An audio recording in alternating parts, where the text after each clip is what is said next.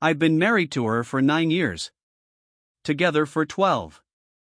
We used to joke that we survived the hard years already: rent we couldn't afford, miscarried plans, jobs we hated. From the outside, our life looked stable: shared routines, inside jokes, a mortgage, a dog that liked me more than her. I thought we were solid. But something shifted about 3 months ago.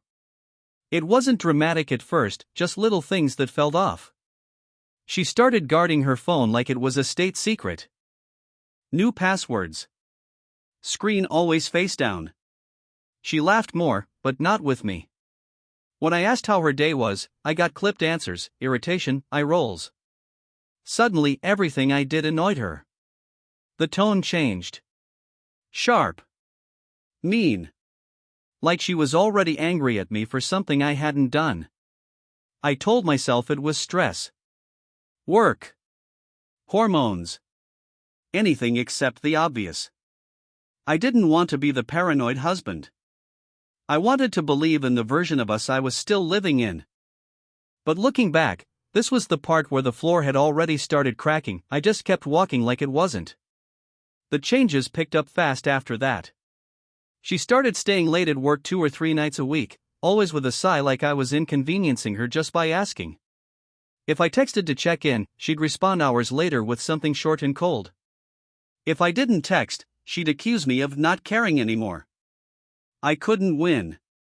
She bought new clothes out of nowhere. Not "I want to feel cute" clothes, these were tight, deliberate, the kind she used to save for special occasions with me. She stopped wearing her ring sometimes. Said her fingers were swelling.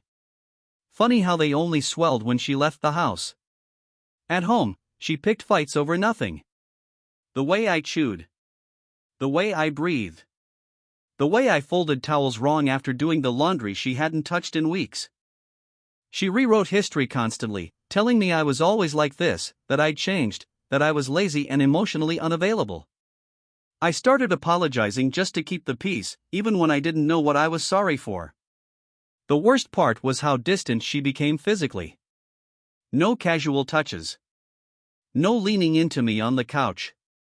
If I tried to initiate anything, she'd snap that I was only thinking about one thing. Meanwhile, she was glowing, energized, distracted, alive in a way she hadn't been with me in years. I remember lying awake one night, staring at the ceiling, thinking, either I'm losing my mind, or I'm about to lose my wife. The moment that really stuck with me happened on a random Tuesday morning. She was in the shower, running late, and her phone started buzzing on the nightstand. Over and over. Not a work email. Not a group chat. Just the same notification sound, again and again. I didn't touch it at first. I stood there, frozen, arguing with myself. Then the screen lit up. No name. Just a message preview: "Last night was insane. When can I see you again?" My stomach dropped so hard I thought I might throw up. I told myself there had to be an explanation. Maybe it was a friend joking. Maybe I was misreading it. When she came out of the bathroom, wrapped in a towel, I asked her, casual, pretending my heart wasn't trying to punch its way out of my chest, who kept texting her. She didn't even hesitate. "Work," she said, grabbing the phone and swiping it away from me. Too fast. Too rehearsed. I asked what kind of work texted like that at 7 a.m. She rolled her eyes and snapped that I was being controlling, that I was always suspicious, that this was exactly why she couldn't talk to me anymore. Somehow, I ended up apologizing again. But once you see something like that, you can't unsee it. The sentence replayed in my head all day, every word burning itself into me. By the time I got home that night, I wasn't calm anymore. I wasn't confused. I was alert. After that morning, things escalated fast. I wasn't even trying to snoop anymore, evidence just started falling into my lap. She left her laptop open one night when she went to run an errand. A message popped up in the corner of the screen. A name I didn't recognize. A heart emoji I definitely hadn't sent. I scrolled. I hate myself for it, but I scrolled. There were weeks of messages. Flirting. Inside jokes. Complaints about me. Explicit plans. Explicit memories. She told him I was basically a roommate, that I didn't listen, that she felt trapped. Reading that felt worse than the sexual stuff. Like she'd rewritten our entire marriage to justify what she was doing. Before I could process any of it, my phone rang. Horror. She was yelling before I could even say hello. Accusing me of tracking her location. Demanding to know why I'd logged into the shared account. Somehow she already knew. Somehow I was the criminal again. When she came home, she slammed the door so hard a picture fell off the wall. She didn't apologize. She didn't explain. She just crossed her arms and said, "So? Are you done spying on me?" That was the moment I knew this wasn't a misunderstanding. This wasn't stress. This wasn't fixable miscommunication. This was betrayal, and she wasn't even trying to hide the contempt anymore. I asked her point blank if she was sleeping with someone else. My voice didn't sound like mine, too calm, too tight. For a split second, she looked caught. Then the switch flipped. She laughed. Actually laughed. Said I was being dramatic. Said those messages were out of context, that I was twisting things because I wanted to feel like a victim. When I told her I'd read everything, her face hardened. No tears. No guilt. Just anger that I'd seen it. She started firing excuses like bullets. They were just talking. It only happened once. It didn't mean anything. Then somehow it turned into my fault if I had paid more attention, if I hadn't been so boring, if I hadn't checked out emotionally, she wouldn't have needed validation elsewhere. I asked her who he was. She refused to say. I asked how long it had been going on. She gave 3 different timelines in 5 minutes. Every answer contradicted the last. When I pointed that out, she snapped that I was interrogating her and stormed into the bedroom, locking the door behind her like she was the one who needed protection. I sat on the couch in total silence, staring at the wall. I remember thinking how surreal it was how the person I trusted most was lying straight to my face without blinking. That night, I didn't sleep at all. And neither did the version of my marriage I thought I still had. The next morning she acted like nothing happened. Made coffee. Scrolled her phone. Asked if I'd fed the dog. The normalcy was almost worse than the fight. I told her we weren't moving on until she told me the truth. That's when the story changed again. She admitted it wasn't just once. Then admitted it had been going on a while. Then, after I pressed, she snapped and said, "Fine, since last year, are you happy now?" Like honesty was some cruel favor she was doing for me. The guy was a coworker. Married too. Apparently that made it less serious in her mind. She said she never planned to leave me. Said it was just an escape. Said she still loved me, just not the same way. In the same breath, she accused me of pushing her into it by being predictable, by not evolving, by being safe. I remember my hands shaking, not from anger, but from this deep, hollow realization: the woman in front of me had been living a double life, and she was more annoyed about being exposed than about destroying me. That's when the shock finally wore off. And the pain rushed in. I didn't yell right away. That came later. At first, I just went numb. Like my body shut something off to keep me from breaking apart on the kitchen floor. I nodded while she talked, while she minimized, while she explained my own marriage to me like I hadn't lived in it. Then she said one sentence that cracked everything open. "You're overreacting. It's not like I was in love with him."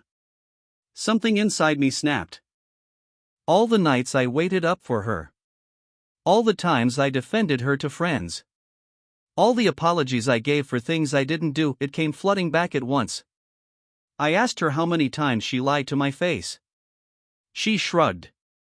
Literally shrugged. Said lying was easier than dealing with my emotions. I raised my voice for the first time. Told her she didn't just cheat on me, she humiliated me. She rolled her eyes and told me to stop being dramatic, that yelling was exactly why she needed someone else. That comment lit the fuse.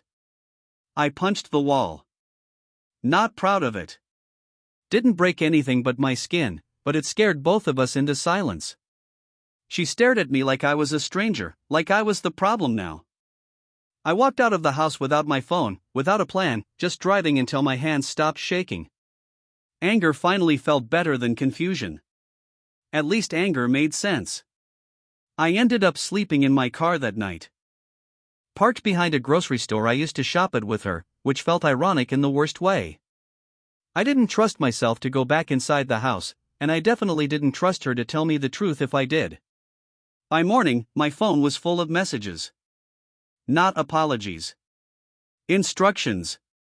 She wanted to set boundaries, wanted me to calm down, wanted space, but also wanted to know when I'd be home to let the dog out. She managed to sound both entitled and inconvenienced at the same time. That's when it hit me how alone I actually was. The person who should have been my partner had already emotionally left, and I was just catching up. I called in sick to work and sat there staring at the steering wheel, feeling like my chest was collapsing inward. I cried. Hard. Ugly crying.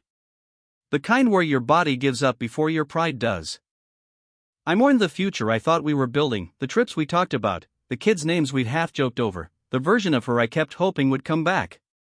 By the time I finally drove home, I realized something terrifying. Even if she begged now, even if she suddenly became honest, the damage was already done. Some things don't shatter loudly.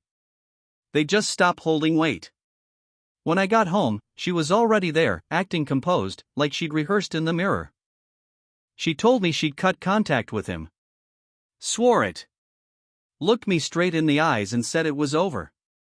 An hour later, her phone buzzed while she was in the bathroom. Same notification sound. Same no-name contact. Different lie. I didn't even confront her right away. I just watched. She came out, picked up the phone, froze for half a second when she saw my face. Then she smiled, this fake, tight smile, and said it was her sister. I asked her to show me. She refused. Said trust went both ways. That I was being obsessive. That's when I realized lying wasn't something she did anymore. It was who she'd become. Automatic. Effortless. Like breathing. She started rewriting the story in real time. Said I'd always been jealous. Said I'd imagined half of it. Said maybe I wanted her to be cheating so I'd have an excuse to give up. Listening to her was like watching someone gaslight themselves out loud. I went into the spare room and closed the door. For the first time since this started, I didn't feel angry or sad. I felt detached. And that scared me more than anything else. That night, something shifted inside me. Not dramatically. No big speech. Just a calm I hadn't felt in weeks. I stopped trying to catch her in lies. Stopped asking questions I already knew she'd answer dishonestly. I watched her move around the house like a guest who overstayed their welcome. She noticed the change immediately. Suddenly she was nervous. Suddenly she wanted to talk. She accused me of checking out, of being cold, of punishing her with silence. The irony almost made me laugh. When I told her I was just tired, she snapped that I was giving up too easily, that couples fight, that nothing is perfect. That's when it hit me, she wasn't afraid of losing me. She was afraid of losing stability. The house. The routine. The safety net I provided while she chased excitement elsewhere. I looked at her and realized I didn't recognize her anymore, not because she'd changed, but because I'd finally stopped projecting who I wanted her to be onto who she actually was. The love didn't explode or disappear in a blaze of anger. It just went quiet. And in that silence, clarity moved in. By the next morning, I knew I had a decision to make. I could stay and try to salvage something, constantly doubting every word, every glance, every gesture, or I could leave and reclaim some sense of self-respect. Neither option was easy. Neither option was without pain. She tried to convince me that we could work through it. Counseling, she said, will rebuild trust, we can fix this. But the words sounded hollow. I remembered the smirk when she lied, the excuses, the way she spun the blame back onto me. I realized that rebuilding trust wasn't a joint effort anymore, it was me forgiving her, over and over, while she remained untouchable. I spent the day walking through the house, touching walls and doors that had absorbed arguments, laughter, and now betrayal. Every corner reminded me of what we'd been, every room reflected what we'd lost. The dog followed me from room to room, looking at me like I held the answers to everything. In that quiet, I understood something painful but necessary: love alone isn't enough when the foundation has been hollowed out. I needed to decide whether I was clinging to nostalgia or choosing my own survival. I finally told her my decision that evening. Not shouting, not begging, just steady. I said I couldn't continue living in a marriage built on lies. That I needed space, time, and a future that didn't include constant betrayal. She looked shocked, maybe even a little hurt, but mostly annoyed. Like I'd inconvenienced her by standing up for myself. She tried everything in those minutes, pleading, guilt-tripping, blaming me for pushing her away, promising she'd change, promising she'd cut him off for real this time. I listened, calm, almost clinical. Every word was a reminder that the person I thought I married no longer existed in the house. I packed a bag that night. Only essentials, clothes, my laptop, some photos I couldn't bear to leave behind yet. I left her a note, short, factual, without emotion. No accusations, no insults. Just my truth and my boundary. Walking out, closing the door behind me, I felt a strange mix of relief and grief.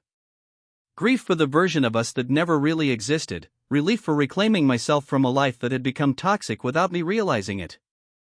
It was the first step toward freedom, and the first time I felt like I mattered more than her excuses. The first few weeks after leaving were brutal. Loneliness hit like a physical weight, and grief came in unpredictable waves. Sometimes I'd be fine for hours, doing errands, catching up on work, texting friends, then suddenly I'd be sobbing in the shower, replaying every lie, every moment I'd ignored, every smile she faked. Anger lingered, too. I'd catch myself imagining confrontations, saying everything I wanted to say without holding back. It wasn't healthy, but it felt necessary, as if I had to burn through the rage before I could move forward. I also noticed subtle changes in myself. I slept better. My appetite returned. I laughed at small things again. Simple routines no longer felt hollow. I began to remember who I was outside of her husband, and it was startling how much of me had been tucked away for years. And yet, guilt kept creeping in. Questions I hated asking myself: could I have seen it sooner? Should I have fixed it? Did leaving make me weak or strong? I learned quickly that recovery isn't linear, it's messy, contradictory, and sometimes painfully slow. But slowly, I started feeling something I hadn't felt in years: control over my own life. Months passed, and the fog began to lift. I moved into a smaller apartment, started therapy, and reconnected with friends I'd drifted from while trying to maintain a perfect marriage. I learned to set boundaries I hadn't enforced before, not just with her, but with anyone who tried to take advantage of my patience or kindness. I realized that trust isn't something you can rebuild with someone who consistently violates it. It's not just about being honest, it's about respect, accountability, and consistency. She had none of that, and I couldn't force it. Trying would have just chained me to the same pain. Slowly, I allowed myself to enjoy life again, small things at first: coffee without judgment, long walks, late-night TV binges. Things I'd taken for granted because I was so focused on keeping the marriage intact. I also started thinking about what I wanted in a partner, in a relationship, in myself. The list became clearer every day. For the first time in years, I felt grounded. Like I could breathe without her lies pressing down on my chest. I wasn't over everything, not yet, but I had reclaimed my life, and that made me realize I was stronger than I'd believed. This process taught me something crucial: leaving isn't failure. Sometimes it's the only honest choice left. Looking back now, I can see how clearly the signs were there all along: the little shifts, the guarded behavior, the dismissive attitude, the lies that piled up like bricks in a wall I didn't notice until it collapsed. What hurts most isn't just the betrayal, it's realizing that I had invested so much trust and love into someone who never intended to honor it. I've learned to trust myself again. To listen to my instincts and not ignore red flags. To value my own boundaries over someone else's convenience. And, perhaps most importantly, to accept that some people are incapable of change, no matter how much you want them to. For anyone going through something similar, it's okay to leave, even if love is still there. It's okay to mourn what you thought you had. But don't mistake pain for weakness. Pain can be a teacher.